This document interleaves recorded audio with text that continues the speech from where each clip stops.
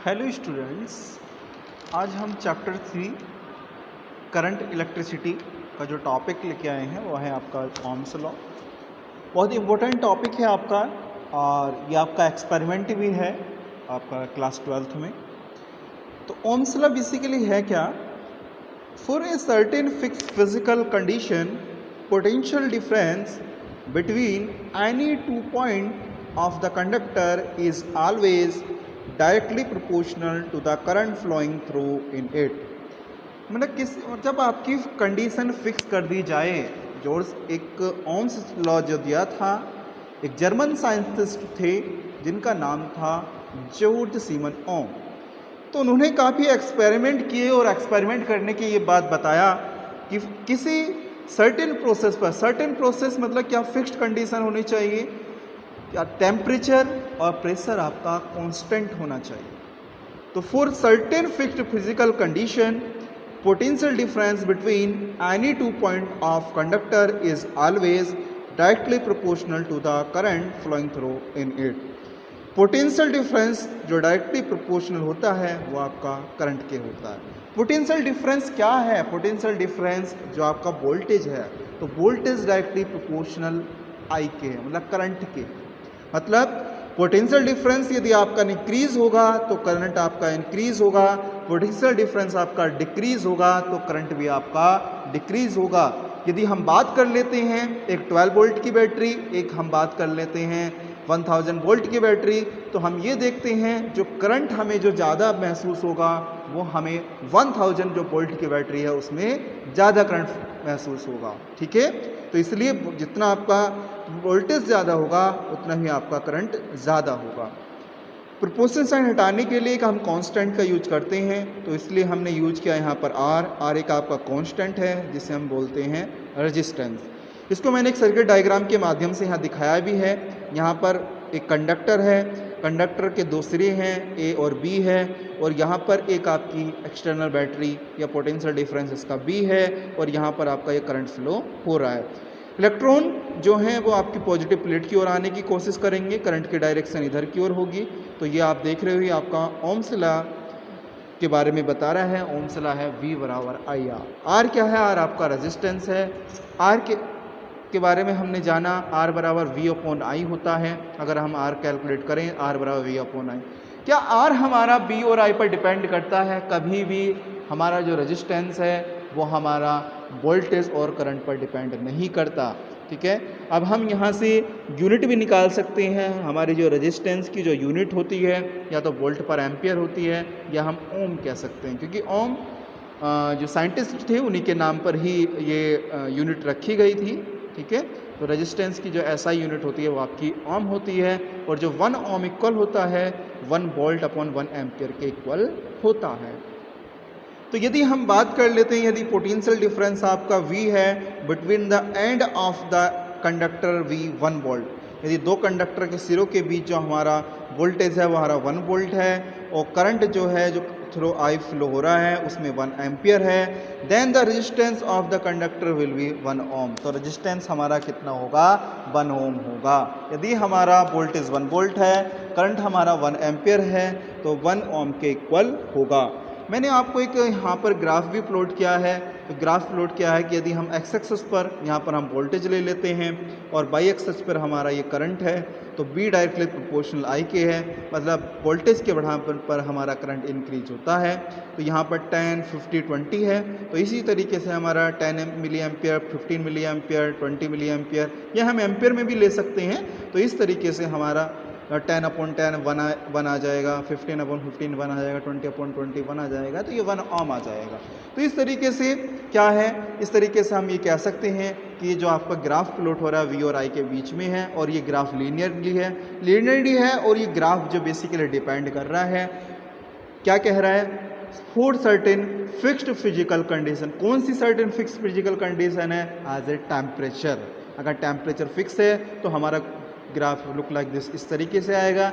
यदि हमारा temperature fix नहीं है तो हमारा ग्राफ इस तरीके से प्लॉट नहीं होगा। ठीक है, इसके बाद हम नेक्स्ट टॉपिक ले लेते हैं, रेजिस्टेंस किन किन फैक्टर पर डिपेंड करता है, वो हम यहाँ पर फैक्टर के बारे में जानेंगे। और रेजिस्टिविटी के बारे में जानेंगे और कंडक्टिविटी के बारे में जानेंगे।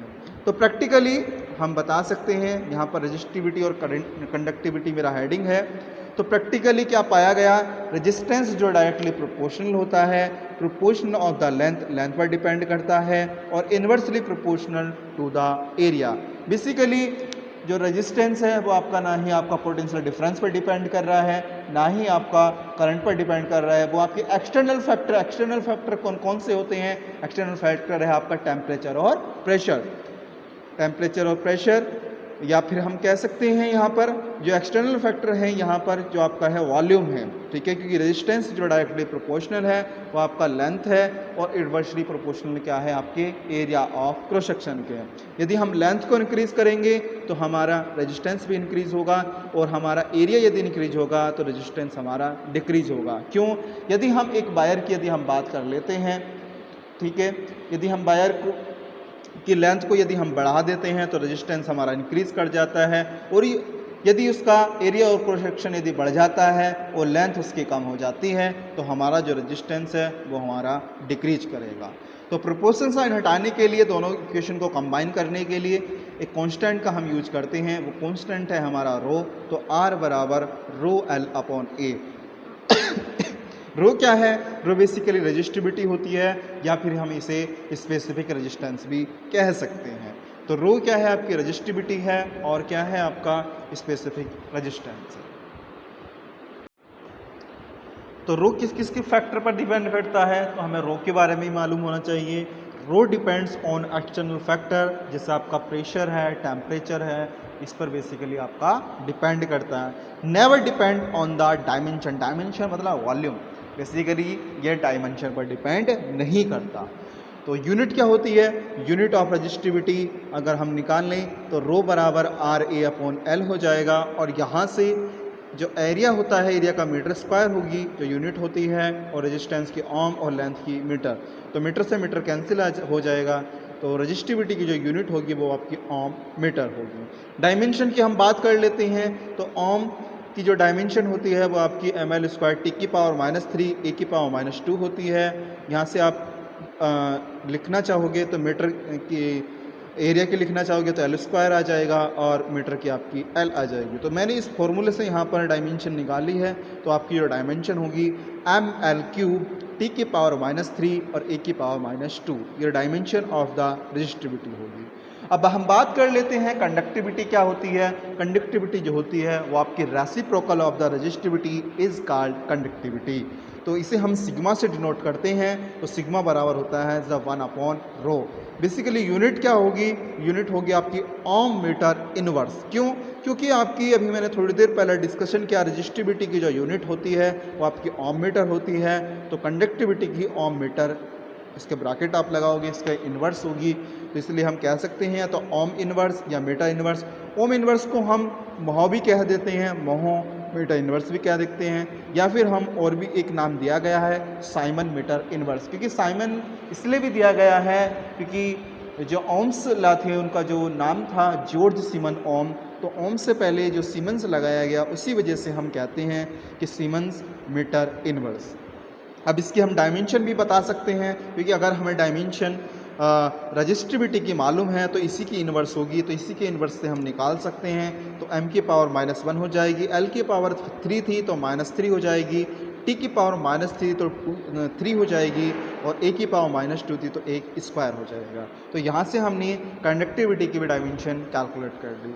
अब हम एक रिलेशन फाइंड आउट करना चाह रहे हैं करंट डेंसिटी और इलेक्ट्रिक फील्ड के बीच में। करंट डेंसिटी को हम J से डिनोट करते हैं और इलेक्ट्रिक फील्ड को हम E से डिनोट करते हैं, तो relation between J and E। अब ओम्स लॉ से हम निकालेंगे। ओम्स लॉ क्या होता है? ओम्स लॉ हमारा होता है V बराबर IR। तो आपने लास्ट चैप्टर को आपको पढ़ाया गया था, B बराबर आपका होता है E इंटू L, या EdB हम लिख देते हैं। हम यहाँ पर अपनी V की जगह हम वैल्यू पुट कर देते हैं EL। I आ गया, और अभी मैंने आपको R के बारे में बताया था, R बराबर रो L अपॉन A। तो L से L हमारा यहाँ कैंसिल आउट हो जाएगा, तो यहाँ से हमने देखा I अपॉन A आ जाएगा, और I अपॉन A क्या होता है? ये आपकी करंट डेंसिटी होती है, ratio of the current of and cross section area.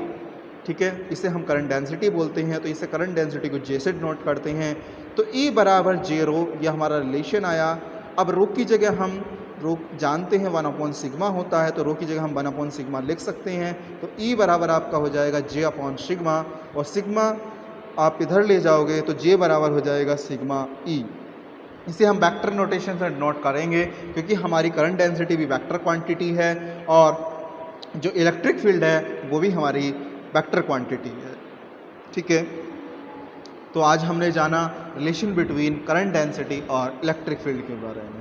अब एक टॉपिक और डिस्कस कर लेते हैं, कंपटीशन एग्ज़ाम में भी और आपके एग्ज़ाम में भी पूछा जाता है। यदि किसी हम वायर को स्ट्रेच कर देते हैं तो हमारा जो रेजिस्टेंस होता है वो हमारा किस फैक्टर पर डिपेंड करता है, क्योंकि काफ़ी स्टूडेंट्स क्या कार्य करते हैं, रेजिस्टेंस को बता देते हैं कि R बराबर रो एल अपॉन ए, लेकिन ये स्टेटमेंट आपका गलत है। लेकिन स्ट्रेचिंग हम वायर की बात करते हैं तो देखते हैं हमारा क्या फैक्टर आता है। जैसे यहाँ पर मैंने एक वायर ली और एक वायर लेके चल रहा हूँ, उसकी जो लेंथ है वो हमारी L1 है और उसका जो एरिया ऑफ क्रॉस सेक्शन है वो हमारा A1 है।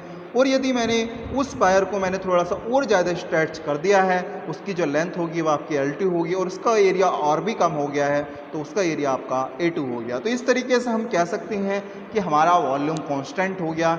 वॉल्यूम क्या होता है, लेंथ विड्थ इनटू हाइट। तो हम लिख सकते हैं LVH, तो हम क्या कह सकते हैं, B बराबर area of cross section into length. ठीक है, हम कह सकते हैं V बराबर A इंटू L। तो वॉल्यूम हमारा कांस्टेंट है।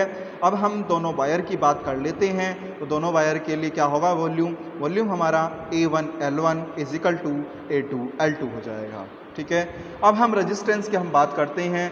R1 बराबर, क्योंकि हमारा रेजिस्टेंस चेंज होगा, रो L1 अपॉन A1, रजिस्टिविटी हमारी यहाँ सेम है, और R2 बराबर रो L2 अपॉन A2। तो R1 अपॉन R2 हम निकालेंगे यहाँ से, तो रो L1 upon A1 upon rho L2 upon A2। तो रो से रो हमारा कैंसिल आउट हो जाएगा। तो R1 अपॉन R2 बराबर आपका हो जाएगा L1 अपॉन L2, A2 आपका ऊपर चला जाएगा तो A2 अपॉन A1। अब हम यहाँ पर L के टर्म में कैलकुलेट करना चाहते हैं रेजिस्टेंस को।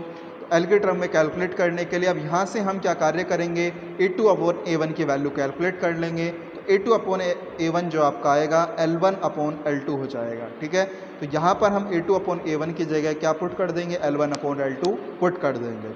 तो आपका हो जाएगा R1 upon R2 is equal to L1 square upon L2 square. तो R जो डायरेक्टली प्रोपोर्शनल है, R जो हमारा डिपेंड कर रहा है, R1 डिपेंड कर रहा है लेंथ के स्क्वायर पर डिपेंड कर रहा है, R1 फैक्टर भी, और जो हमारा R2 रेजिस्टेंस है वो भी हमारा L2 स्क्वायर पर डिपेंड कर रहा है।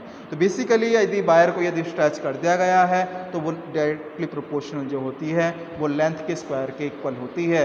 यदि किसी वायर की लेंथ को दुगना कर दिया जाए और उसको यदि हम पूछ लिया जाए उसके रेजिस्टेंस कितना होगा, तो उसका रेजिस्टेंस आपका 4 टाइम आपका इंक्रीज़ करेगा। क्यों? क्योंकि आपको 4 2L स्क्वायर करोगे तो 2L स्क्वायर का हो जाएगा, 2L स्क्वायर होगा आपका 4L स्क्वायर, तो रेजिस्टेंस आपका 4 टाइम आपका इंक्रीज़ होगा। तो ध्यान रखना है, यदि स्ट्रेचिंग वायर के बारे में रेजिस्टेंस पूछ लिया जाता है तो बेसिकली वो अगर 2 टाइम्स यदि आप इंक्रीज़ कर रहे हो तो रेजिस्टेंस आपका 4 टाइम इंक्रीज़ करेगा। अब यदि हम बात कर लेते हैं एरिया पर क्या इफेक्ट पड़ेगा, तो हम इसी इक्वेशन से हम क्या कार्य करते हैं, L1 अपॉन L2 की वैल्यू हम निकाल लेते हैं। तो L1 अपॉन L2 हम यहाँ से निकाल लेंगे, तो L1 अपॉन L2 हो जाएगा A2 अपॉन A1 हो जाएगा। तो यहाँ पर हम L1 अपॉन L2 की जगह वैल्यू पुट कर लेंगे A2 अपॉन A1। तो हम देखेंगे R1 अपॉन R2 A2 का स्क्वायर अपॉन A1 स्क्वायर, तो यहाँ से आपका क्या निकल गया, R डायरेक्टली प्रोपोर्शनल जो होगा वो आपका 1 अपॉन A के स्क्वायर के होगा, क्योंकि R1 जो है वो इन्वर्सली प्रोपोर्शनल है A के स्क्वायर के है। इसी तरीके से R2 है आपका A2 स्क्वायर के, तो R directly proportional 1 upon A के स्क्वायर है। तो यदि हम 2 टाइम्स यदि हम एरिया यदि हम बढ़ा रहे हैं तो हमारा जो न्यू रेजिस्टेंस होगा वो हमारा 4 टाइम्स आपका डिक्रीज करेगा। और यदि हम बात कर लेते हैं रेडियस की, तो अगर रेडियस हमारी होगी तो रेडियस की जगह पाई आर जब हम पुट करेंगे तो आर का स्क्वायर होगा, तो आर की पावर 4 हो जाएगा। तो रेजिस्टेंस कितना होगा, रेजिस्टेंस हमारा 1 अपॉन आर की पावर 4 फैक्टर के रेडियस पर हमारा डिपेंड करेगा। यदि हम किसी रेडियस की हम बात करते हैं तो यदि हम 4 टाइम हम इंक्रीज करते हैं तो हमारी 16 टाइम जो रेजिस्टेंस है वो हमारा डिक्रीज करेगा। और यदि हम डायामीटर की यदि हम बात कर लेते हैं तो डायामीटर में हम आर की जगह क्या आप लोग पुट करेंगे, d/2 पुट करेंगे, तो हमारा जो डायामीटर भी हमारा 1/d⁴ फैक्टर हमारा डिपेंड करेगा। ठीक है, तो रेजिस्टेंस जिस तरीके से हमारा रेडियस है उसी तरीके से हमारा डायामीटर भी होगा। तो आज की वीडियो में इतना ही। Thank you.